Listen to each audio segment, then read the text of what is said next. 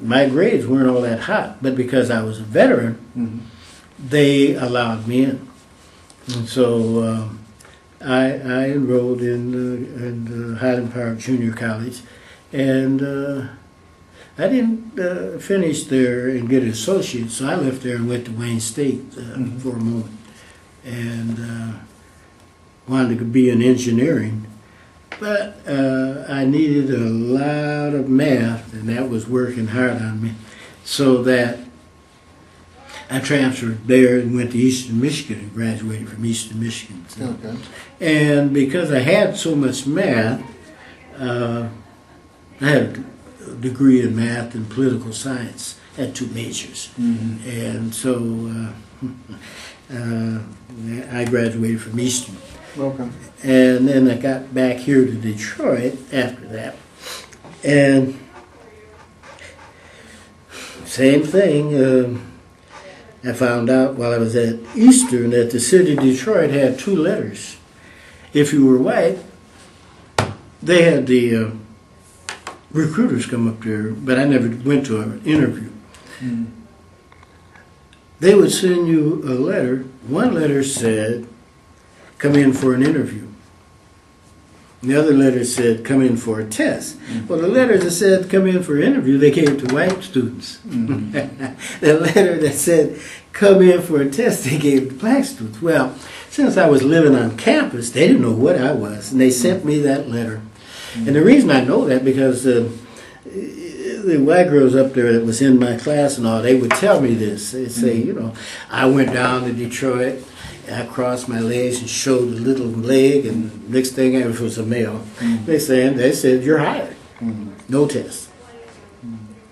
So after I graduated, I took that letter, went down here to the board, which was on Broadway then, and gave them the letter. They said, oh, we made a mistake. And they shouldn't have told me that. Because I already knew. And I said, yeah, you sure did. Said that I know, as a fact, that you send 2 letters out of this office. And I told them that you send 1 letter to white students and another to black students. And I got kind of loud and all, that they wouldn't hire me unless I would take the test, so I left. But couldn't find a job. So I had to eat crow. I came back, and I took their test. And their test, I have 2 majors and 3 minors. And their test was in all those areas. And when I came in for an interview, they must have wrote all that down, because I stormed out. The lady that was interviewing me, I was kind of harsh on her. I told her she was going to say something. I told her, shut up and sit down. And that first one.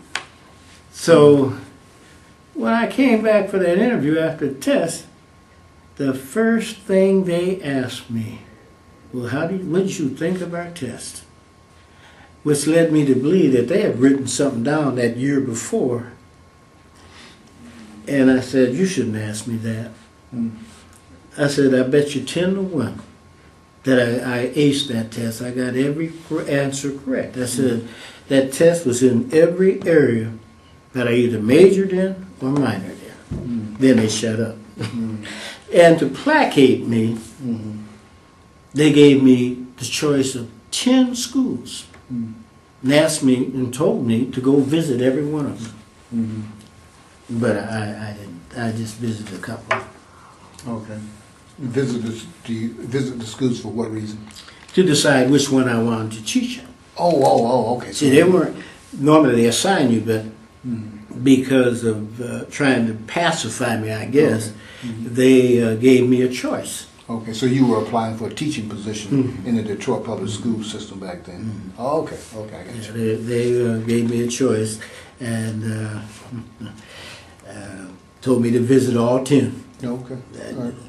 Okay, so did you wind up working for the oh yeah. And was that a lifelong career or what was Yes, that was where I taught until I well, I taught in public schools until I left and went to Wayne County Community College, and I retired from there. Okay. What level did you teach at in the high school? I mean, in the public school. Oh, high school. High school? All math. Okay, math. Okay, and then you went to Wayne County Community.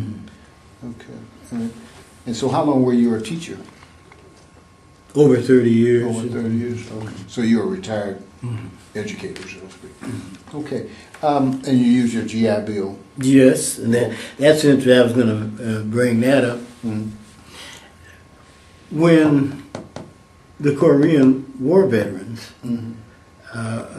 they let that one during World War II lapse because World War II veterans actually were abusing it in a lot of sense. What happened, some of those trade schools, they popped up. As a result, the Congress gave World War II veterans, they bought their books, they bought everything. So, first off, when the Korean War was over, first off, they weren't going to give the bill. But they finally did. But they weren't buying any books. It was $110 a month, but you could not get the $110 until after about 6 weeks. You had to have money to enroll in school yourself, the first place. Okay. And then you had a Veterans Affairs person on the campus that you had to report to, particularly, and indicate your grades, which you already knew anyway. And then, after about 6 weeks, is when you got your first check. Okay. That 110 didn't pay for much. If you were a family man or you were on your own, you had to pay rent. And so unless you had enough money to enroll first and buy your books and all, then you weren't going to hardly get in on that GI Bill for education. Okay. And that was interesting. I don't know what they're doing now with these other veterans, but okay. And I'm gonna back up a little bit and pick a couple little things. And I know earlier before we got on camera, you were talking about some boxing. And when were you involved in the boxing? Well, in boot camp. In boot camp, okay. Was the first one. Okay. And who the chief boatswain who was in charge of the company. It's called the company in boot camp.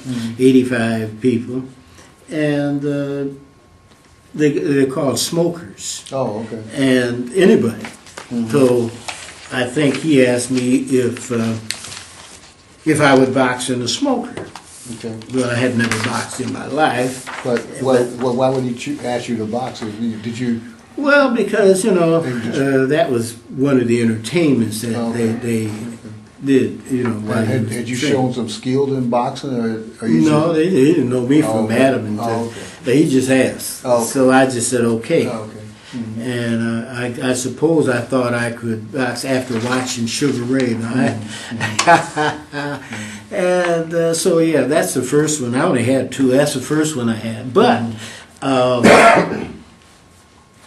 in the Navy, as in the Army, if you have some skill, you could be in the special services, and that's all you did. Right. So when I got done boxing, they asked me if I wanted to be in the special services. Well, I don't like to be hit. So I said no.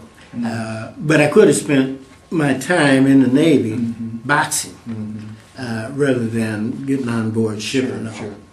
And but I turned it down.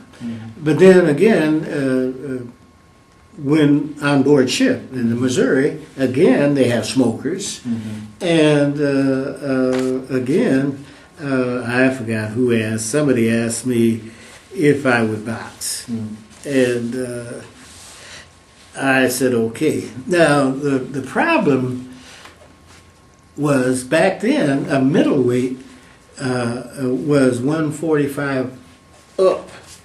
And it's not like that anymore. Yeah.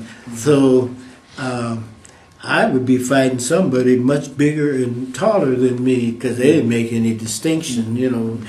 if you were in that range,